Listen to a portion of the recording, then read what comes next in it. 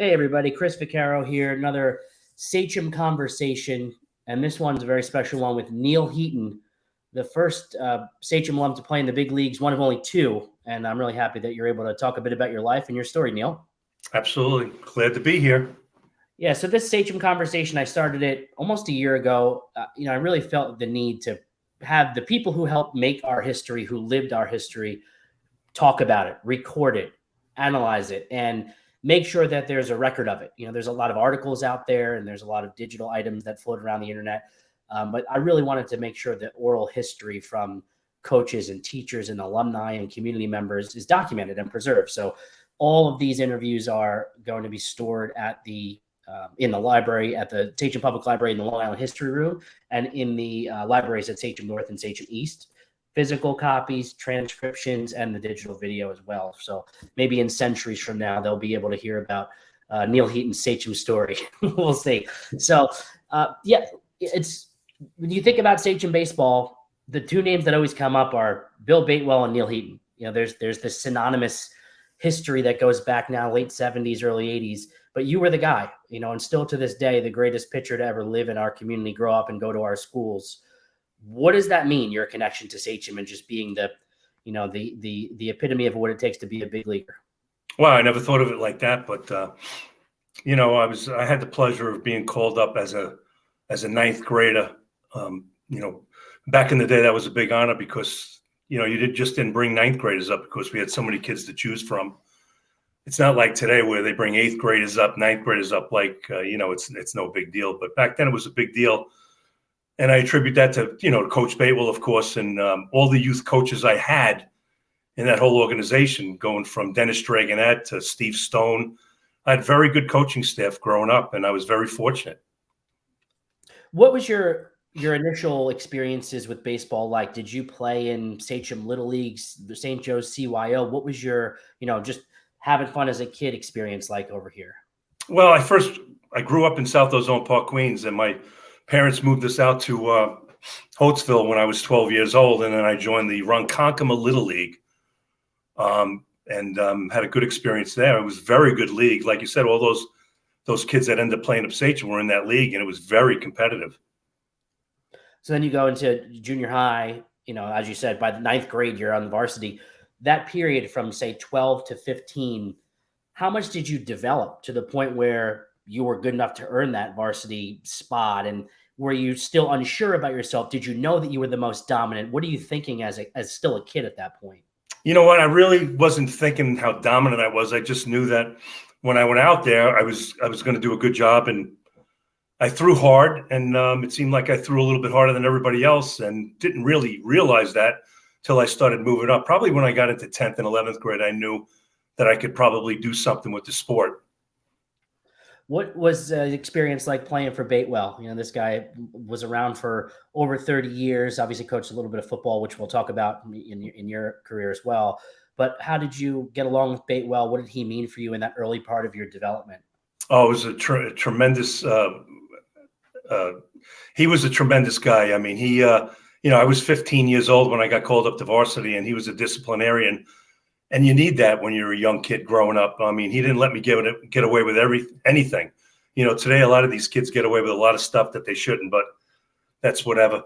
But back then, you couldn't get away with anything. I was very fortunate to have a guy like that, a backbone of my career. Yeah, and he was younger at that point. We're talking late 70s, still finding his stride. Obviously, he started in Sachem about 69. And by the time they get to the late 70s, Sachem baseball was getting to be really good. Thanks to you, thanks to guys like Larry Huggins, several other guys, and that stretch from 77 to 80 in almost every sport, but especially football, lacrosse, baseball, it was really good. Did you have this? Did you kind of pick up that vibe around campus and around the community? Like, wow, Sachem is big. We're not going away. We're getting even bigger, stronger, faster, and you can't beat us. Did it feel like that as a student athlete? You know what? It really didn't, because there was no social media back then, so it wasn't really covered. If we had the same teams in this day and age with all the social media and all the publicity, then we would have realized it. But we just knew that we had some very good athletes. I mean, I remember my junior year in trying out for varsity baseball. We had 110 kids try out, and that was just 11th and 12th grades. We didn't even, nowadays you're lucky if you have 40, 50. But we had so many kids to choose from at Sachem. I remember Coach Batewell would have to cut people that were like really good, but they just couldn't break our lineup. It was, and that was in every sport: lacrosse, football, you name it. I think we won in every sport. Yeah, again, that period of time was indescribable in terms of winning. It's vastly different now. It was propelled into the 80s, and by the mid 90s, same consistency. For you, now you had this interesting timeline trajectory. Sachem wins a county championship in the spring of '79 in baseball, but you had graduated early to enroll at Miami, and you also get drafted in that time period and say, no, I'm going to go to college. Can you talk about all of that sort of that timeline and what you're thinking and how you try to make those decisions for yourself? I just felt that, my parents and I discussed it. Should I stay for my senior year or not in high school? And I felt I was pretty dominant back then. So I felt like to move my career along, if I had enough credits to graduate early, which I did, I was going to do that. And then, make a decision besides professional baseball and going to the University of Miami. And so there's a lot of student athletes that do that, graduate early, especially on the football side, get down there and familiarize themselves with the campus. So it's not uncommon, but I feel like you were, say, a pioneer from this area to do that. A, to get the amount of scouts that were interested in you. B, to get drafted as high as you did out of high school from Long Island in the Northeast, not easy to do.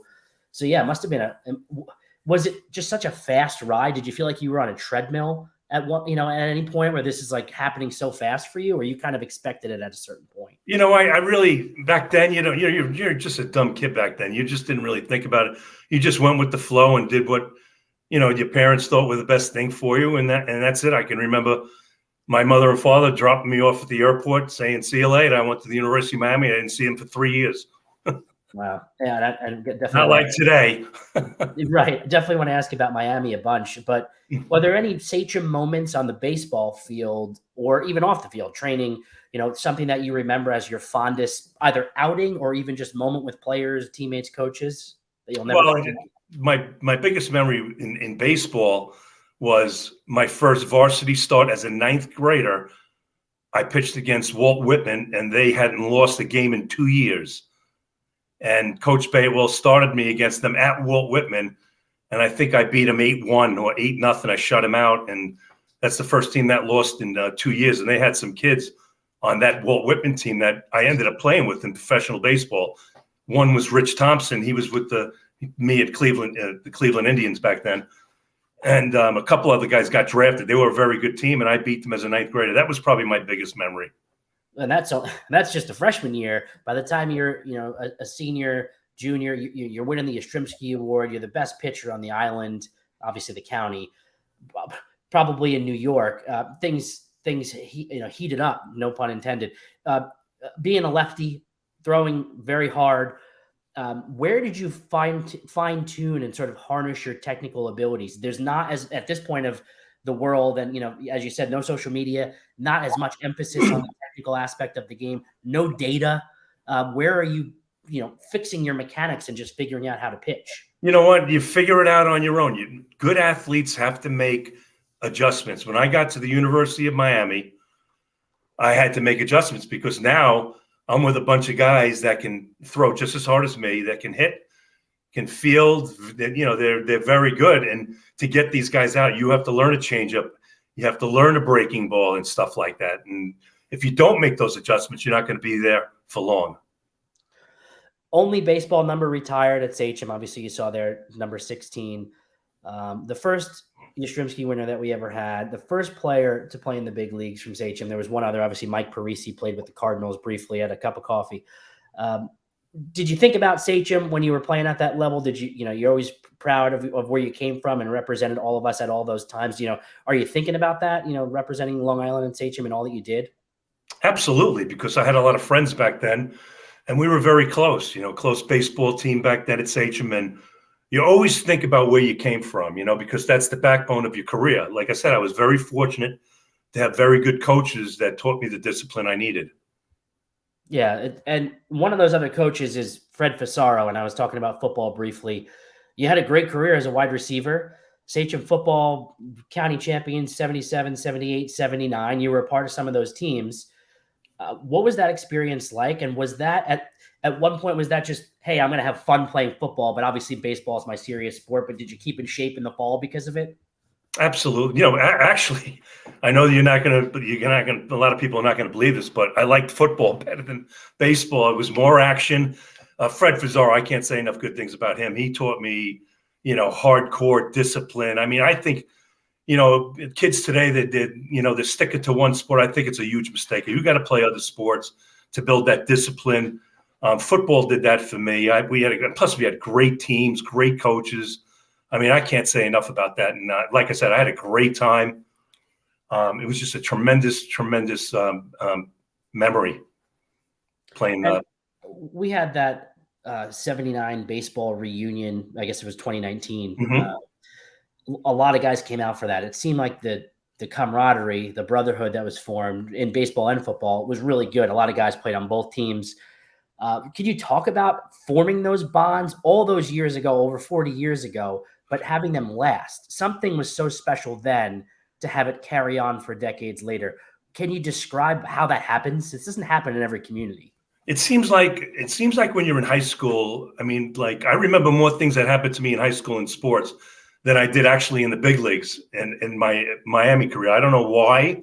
It's just that you're growing up and you're learning and you're building a foundation for yourself, and you're listening and you're learning from different coaches. It seems like that kind of thing's just stuck with you. And as you get older and you move on to Miami, like, the coaching was good, don't get me wrong, but they expect you to know things already. And then when you get to pro ball, they expect you to know even more already. So they're not really harnessing it in you. When you're in high school, you're still a kid and you're still learning. It's like, growing up with your parents. They're teaching you how to do things in life and do things the right way. And so you go to Miami. Is it culture shock playing in the South, playing with elite athletes like yourself at that time, or were you fully prepared and clearly you dominated? But I want to hear from you of what was the experience like from the get-go. Well, when I got there, I was pretty shell-shocked because I'm like looking around me, and I was a very good hitter in high school, and I wanted to hit down there too.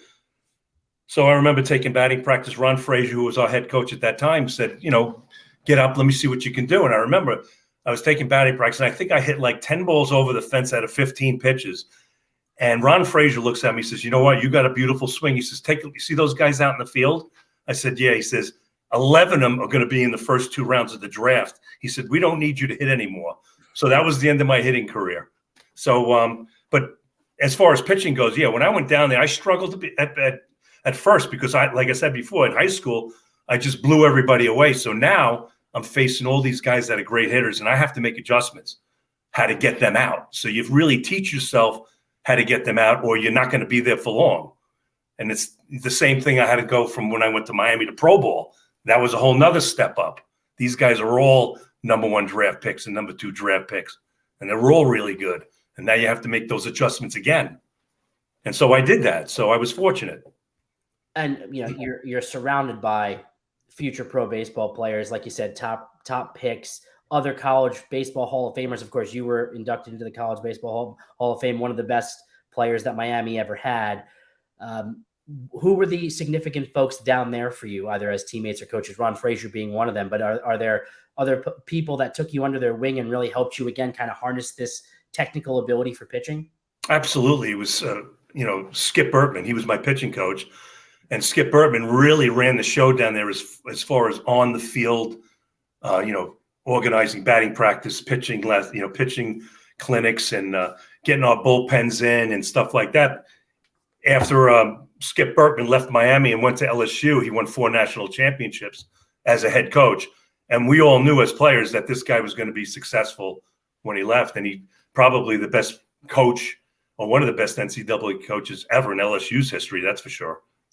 Speaking of LSU, just yesterday winning the College World Series, we're in 2023, still dominant after all these years. Has the game changed much in the college world from when you played? Do you think it's still the same? No, these kids are better today. I mean, all these kids are throwing 96, 95, 97. They're more developed at a young age. They're learning more from like when I was growing up, I never had pitching lessons. Today, I'm teaching kids stuff I didn't learn till I was in AAA. So they're that much better. So the younger kids can come up and they can do some damage in the big leagues now, where when I got called up to the big leagues, I wasn't really ready. I was kind of like thrown to the wolves, and I kind of learned as I went along. But the kids today are pretty polished from all the instruction they get, from all the clinics. We didn't have that. You do hear every once in a while, an analyst will say, oh, if so-and-so pitched today, they wouldn't be as dominant. I don't know. If you pitched today with being a lefty, still throwing pretty damn hard, I think you would be effective. You might even be better today than you were back then. But, a vintage Neal Heaton in today's game would still be a college baseball Hall of Famer and so on. I believe that. So you're drafted out of the second round by Cleveland in 1981, second time drafted. This time it's for real. This time you're going.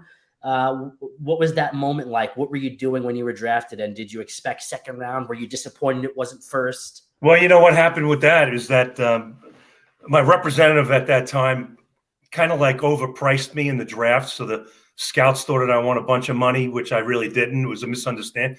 So they didn't draft me in the first round, but that's whatever. It all worked out in the second round. Cleveland gave me, I think it was $125,000 back then, which was really good money for the second round. And, I signed and I was happy, and it was all good to go. And so you make that transition from Miami to pro ball, and you get into your first spring training, and you do all this, again, eye-opening stuff. What are those first moments like, and how long did that transition take for you to adapt to pro baseball? It took me a while. Like I said, I went right to AA. And like I said, these guys get hit, man. It's like I got to make some adjustments here. I got to learn a changeup. I got to learn a better breaking ball. I got to learn to spot my fastball instead of just throwing as hard as I can. And that's what I did. And I made some adjustments. Is there a pinch me moment? A wow, I can't believe I'm here. Maybe it's letting up a big hit, or maybe it's a conversation with a coach or teammate. But what was the sort of initial wow moment for you in the big leagues? Probably when I got the phone call that I was being called up to the big leagues. I think it was in September. I got called up. I think my first outing was against either the Milwaukee Brewers or the Toronto Blue Jays. I don't really remember, if you can believe it was so long ago, but I remember walking out to that field, and there's 60,000 people out there. It was like, I was in awe, but I kind of got used to the big crowds because I pitched Friday nights at Miami, and the Friday night starter, which I was, we always had 5,000-6,000 people. So I was kind of used to crowds. That didn't really bother me. It was just like, this is it. I remember pitching against, back then, the California Angels, and I'm facing guys like Rod Carew, Reggie Jackson, and then I'm pitching against the Boston Red Sox, and I'm facing Carl Yastrzemski, and I won that damn award in high school. Now I'm facing the guy. I mean, it's like it was crazy. And now I think about the Hall of Fame batters that I faced in my career. George Brett, Paul Malt, Robin Yount. I could go on with names. Ken Griffey Sr., Jr., Winfield, Matting. I mean, the batters I faced over the years were incredible. How did you do against Yaz? Do you remember? I did. I hit a ground ball. He hit a ground ball to second base. I went over. The first baseman went over, and I covered first, and I tagged him out. It was pretty intense. Amazing. And was it just the one at bat against him? Yeah, I faced him over the years. I'd have to go over. I have to look at the stats, but I just remember that first time. Sure. That's amazing. Was there, you being younger and him being probably a big name at that point, any pregame chat about, hey, I'm from Long Island, hey, I'm from Suffolk, anything? I did have a chat with him when my first trip into Boston. For some reason I stumbled in, and I said, I just wanted to know that I won your award. He goes, what award? I said, the Carl Yastrzemski Award that represents you on Long Island. He goes, oh, congratulations. He said. It was funny.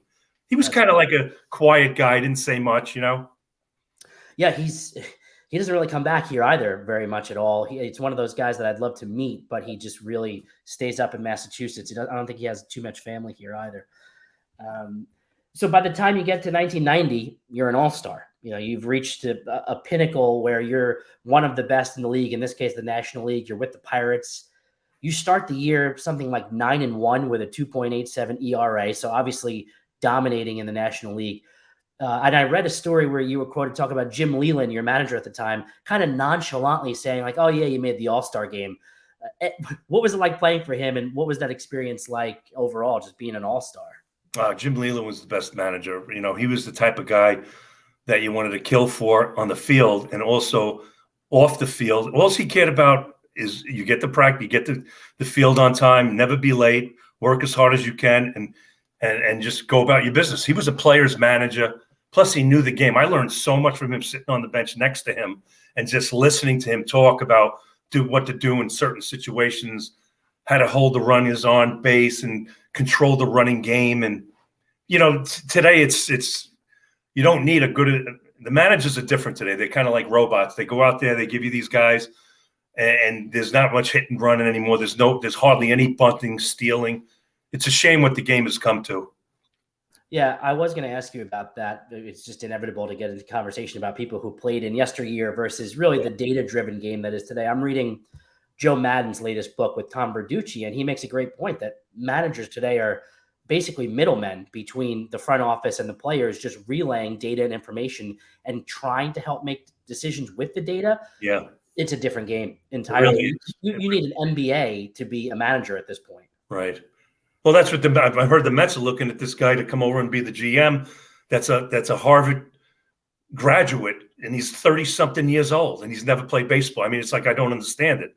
I understand the analytics stuff a little bit, but I know that there's no way that analytics can tell a pitcher what to throw at a certain time. If you're out there on the mound and you, for some reason, don't have that pitch that particular day, even though analytics said you can get him out with it, maybe that pitch is not working to 100% that day. They can't feel that. Managers and pitchers and players on the field can feel that stuff that the front office can't feel. But I guess it'll never change back to the way it is. But there's a couple of teams that do it. It's still going back to the old. Look at the Tampa Bay Rays. I mean, they win every year. It's not tough the way they win. They have athletic kids at every position. I mean, we don't have that in New York. We don't have athletes like that in New York. We have, Aaron Judge, but after that, we don't have guys that, like 7 guys that can run and that can bunt and field and hit and run. Those guys do that, even this day and age. Yeah, it's definitely certain percentage gut, heart, instinct, certain percentage data. I'm just waiting for the point of balance because I still think the game is trying to figure itself out. Right. And while those are, front office and in the dugout type decisions, the game has changed drastically with the speed of the game, the pace, the style and structure of players. As you talked about, the training is bigger and better. So yeah, it's a fun time because it's evolving before our eyes, but it's definitely different from, generations ago at this point. Absolutely. But it's the greatest game. So that's why we're still talking about it and we love it. Exactly. So, you pitch for Cleveland, you go to Minnesota, you play for the Expos, you're an all-star with the Pirates, a little bit of time in Kansas City, Milwaukee, and then you end briefly with the Yankees. Were you a Yankees fan growing up where ending your career here, did it mean something to end it all in New York? It did. It really meant a lot. Ron Guidry was one of my idols. I remember sitting in kitchen table in Holtzville watching Ron Guidry strike out 19 California Angels. And I'm sitting there having a peanut butter and jelly sandwich and a glass of milk watching this and saying, wow, I'd love to be that guy someday. And I ended up pitching against him a couple of times as I got to the big leagues as a rookie with Cleveland. And that was interesting. And Billy Martin actually was the manager of the New York Yankees at the time, which was exciting.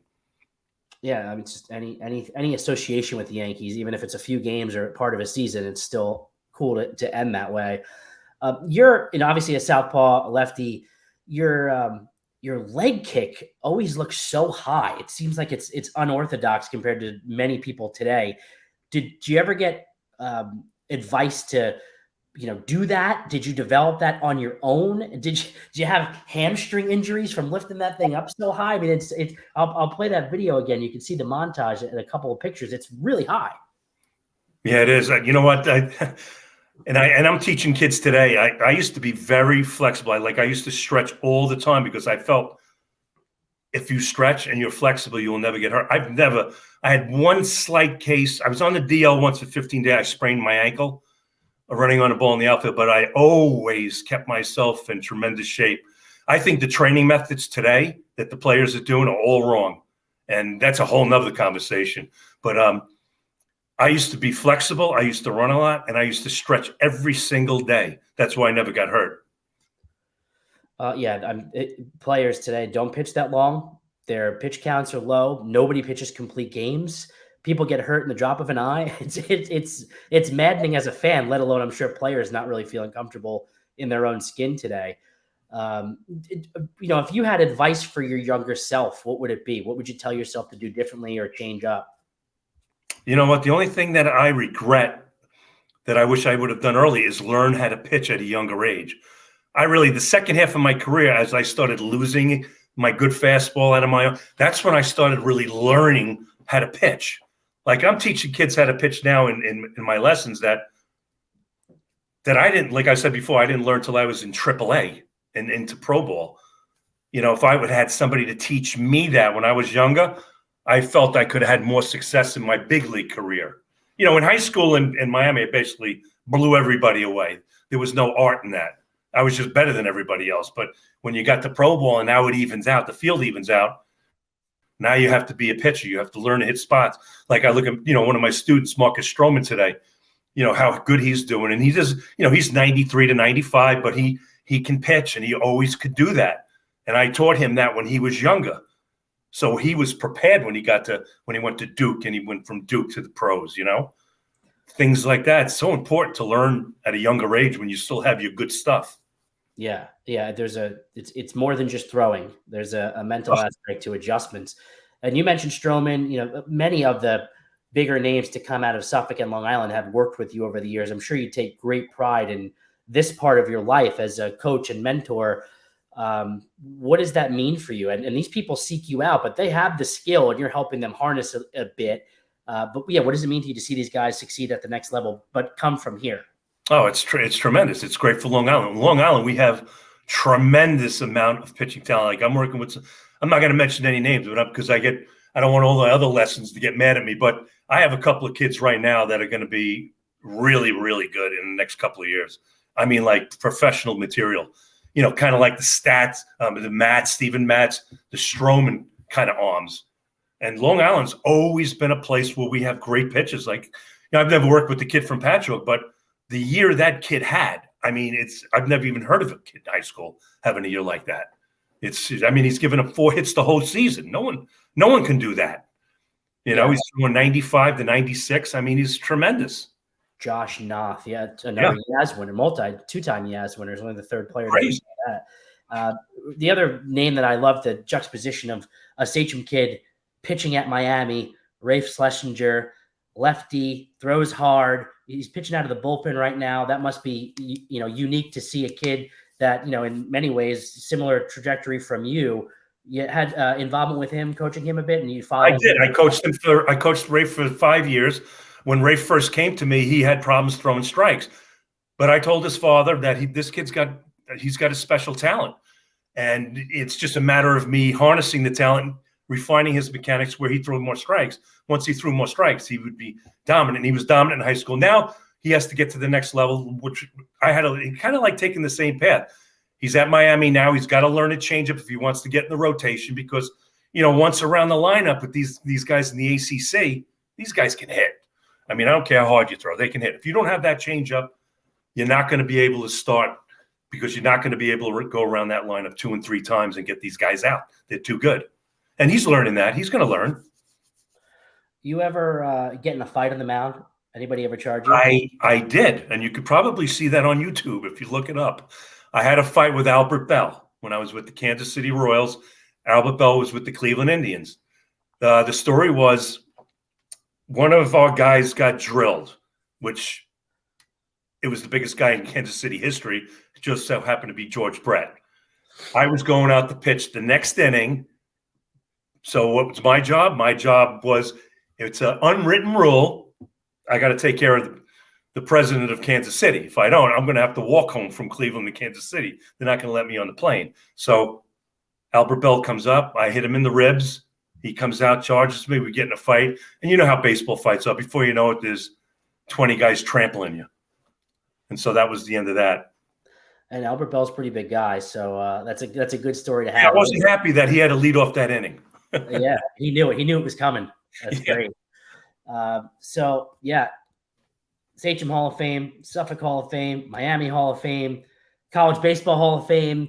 just an incredible career. But at, you know, the core of it all, Sachem guy, Sachem kid, and that's what I love most about you and your story. And so, any closing words, any remarks about what this community and your growth here means to you?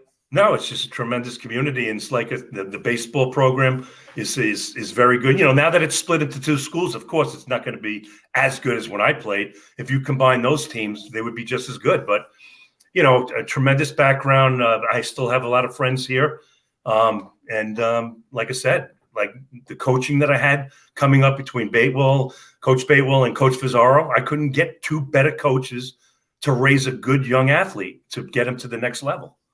And they're Sachem guys. I love it. It's awesome. Thanks so much for coming on this and sharing your history and for being a part of our history. It means the world. My pleasure, man. Anytime.